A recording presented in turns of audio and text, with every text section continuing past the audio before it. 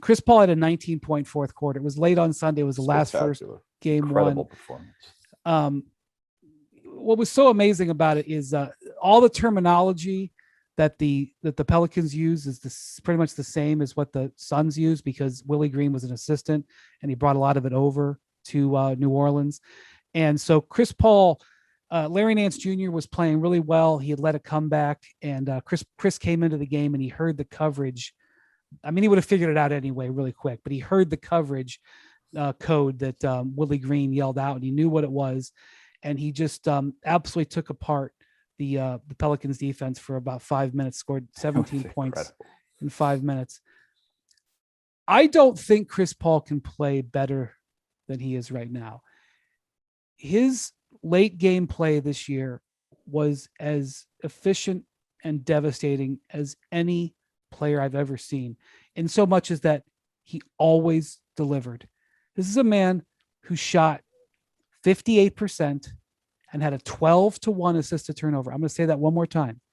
58% and a 12-1 assist to turnover ratio in clutch time this season.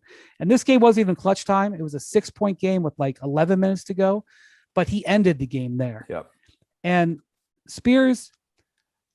Chris Paul can't take a game like LeBron can. He can't take a game like Durant can. He can't even really, there's certain even things even compared to Tatum, because just his size, basketball is a game of size, but he has never played better, Spears. I don't see how he can play better. And his focus is on a razor's edge. And I think we're going to see, if he can stay healthy, a special 2 months here from Chris Paul. I don't know if it's going to be enough, but he served notice again in this one. You remind me of that old man in the park, pickup ball back in the day, man. Just not the tallest, not the fastest, not the most athletic, but his basketball IQ is spectacular. And he just makes the game. He looks so easy. He slows it down. And that was fun to watch. Yeah. That was fun. I mean, I've appreciated his whole career, and, he's had so many like what if moments because of injuries during his entire career. And he even had remember he missed a week because of COVID last season, and he was hurt during the finals. So there's so many things you could talk about. He's due for that moment, right? He seems due for that moment. He has a team that's now they've been to the finals. They got an MVP candidate who should have been an MVP candidate on their team, and they know each other now. This is certainly a much more dangerous team than before. And I've often wondered, like, if Chris got that championship moment, what would that be like for him and his family? I remember last year when he made it to the finals, and his brother CJ is like his right-hand guy.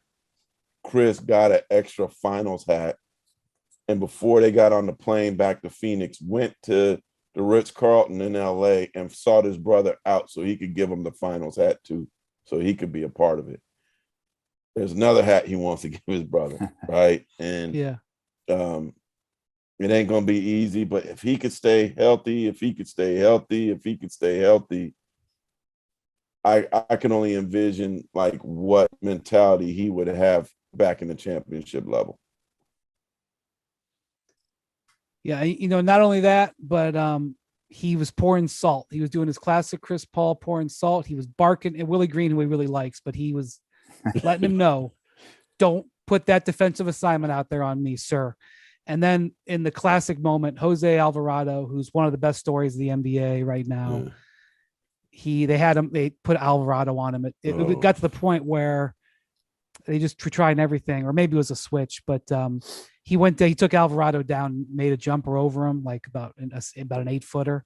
And then he said, too small to Jose. Chris Paul saying too small to the rookie. Hey man, you may be doing great. Everything's going good, but don't you forget, this is my court. You are too great story. Small. It's cute. Yeah, the Pelicans could use Lonzo Ball or Drew Holiday in that stretch last night. I can tell you that, because they wanted to make that game interesting in that. Well, stretch. they had Herb Jones. Herb Jones, and Chris Paul was like, no. If you're going to defend me this way, I'm going to make sure I got Larry Nance on me, and I'm going to do it 8 times in a row. And I'm sorry, but I'm going to kill you. It was an Actually, absolute still clinic. sorry. It was an absolute clinic. It was like watching Tom Brady or something run the 2-minute drill, just hitting everything, reading everything, executing everything. And the dude has played point guard for 40,000 minutes now. And Wow. he is a grandmaster, man. This guy decodes and defeats every defensive coverage. And yesterday, yeah, right when the Pelicans wanted to make that game interesting, Chris had different ideas. He's like, "No, let's get this, let's end this game," and he went out and won it. 30, 10, and 7 yesterday. Pretty good. Thanks for watching ESPN on YouTube. For live streaming sports and premium content, subscribe to ESPN Plus right now.